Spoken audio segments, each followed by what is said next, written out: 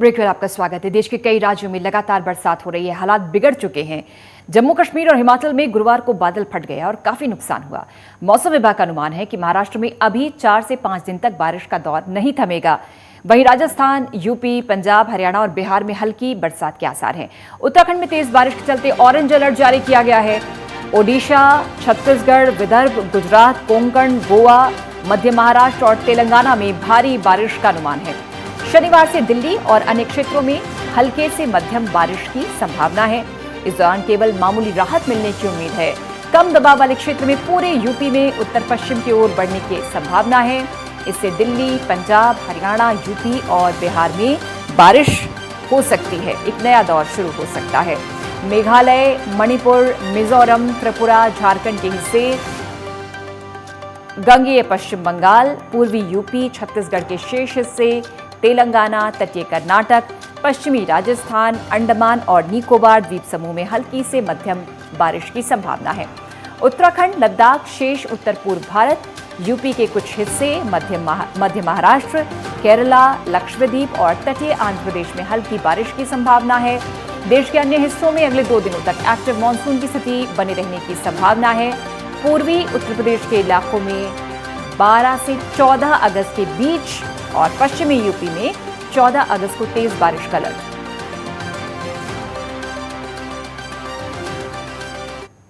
उपेंद्र सिंह राणा हमारे सहयोगी जुड़ गए हैं देहरादून से। उपेंद्र, बारिश की हलचल, बारिश जब होती है, पारा कम होता है, तापमान सामान्य होता है, लोगों को राहत तो मिलती है, लेकिन लगातार बारिश जो अब आफत का सबब बन चुकी है, बारिश का अलर्ट उत्तराखंड में।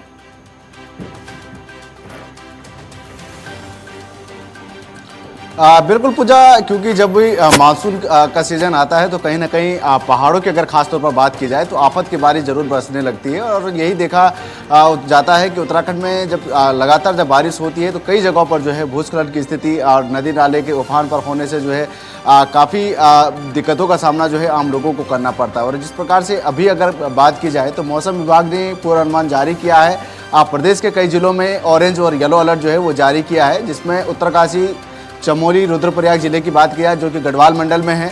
वहाँ पर जो है काफ़ी भारी से बहुत भारी बारिश होने की आशंका जो है वो जताई गई है।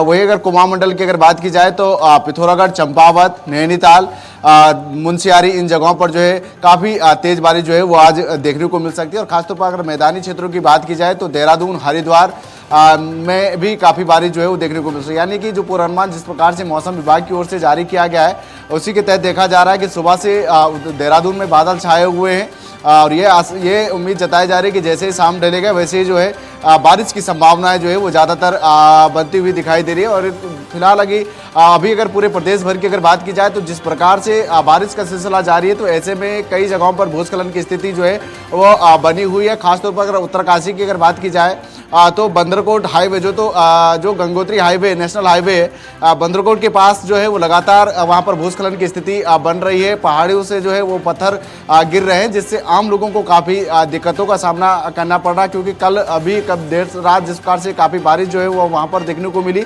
तो ऐसे में काफ़ी लंबा जाम जो है वो वहाँ पर हुआ। कई घंटों इंतजार जो है वहाँ पर आम लोगों को भी करना पड़ा। जो यात्री गंगोत्री धाम के लिए जो जा रहे हैं उनको भी काफ़ी घंटे जो है वहाँ पर जाम की समस्या से जूझना पड़ा।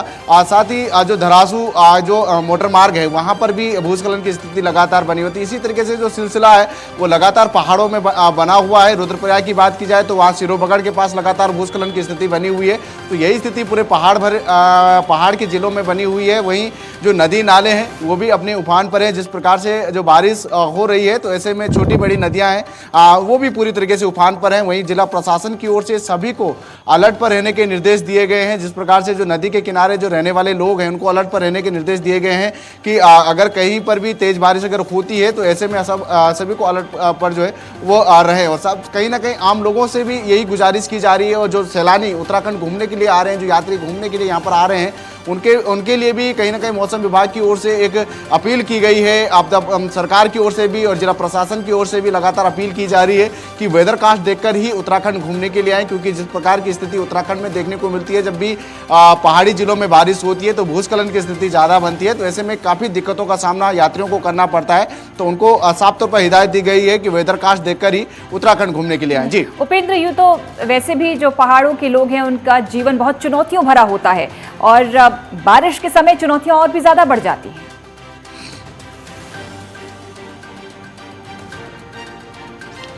बिल्कुल जाहिर सी बात है पूजा, क्योंकि पहाड़ियों का जीवन जो है काफ़ी जो है डेंजरस हो जाता है, जब खासतौर पर जब भूस्खलन की स्थिति और नदी नाले जब उफान पर आ जाते हैं, और ख़ासतौर पर तब जब पहाड़ लगातार जो है जिस प्रकार से जो बारिश होती है, तो लगातार जब भूस्खलन और भूधसाव की स्थिति जब होती है, तो ऐसे में घर से निकलना जो है काफ़ी मुश्किल हो जाता है। रोज़मर्रा की जो जीवन है, जो यापन करना, वो काफ़ी कठिन हो जाता है। तो ऐसे में पहाड़ी जिलों की अगर बात की जाए, हालांकि इस बार जो है ये देखा जा रहा है कि पिछले सालों के मुकाबले इस बार काफ़ी कम बारिश जो है वो देखने को मिली है, लेकिन उसके बावजूद भी जिस प्रकार से कई दिनों से जो है लगातार जब काफ़ी तेज़ बारिश हो रही है, तो ऐसे में जो सड़कें हैं वो वहाँ पर भूस्खलन की स्थिति बन रही है। जो नदी नाले हैं वहाँ भूस्खलन की स्थिति, नदी नाले हैं वो उफान पर हैं। साथ ही जो खेत खलियान हैं वो भी कई जगहों पर ये देखा जा रहा है कि जो बह रहे हैं, जिससे काफ़ी नुकसान जो है हो रहा है। और जिस प्रकार से हमने देखा भी कि देहरादून हो या कई जगहों पर हमने देखा जिस प्रकार से भूस्खलन हुआ तो घरों में जो है मलबा घुस गया था, कई जगहों पर घर जो है वो टूट गए थे।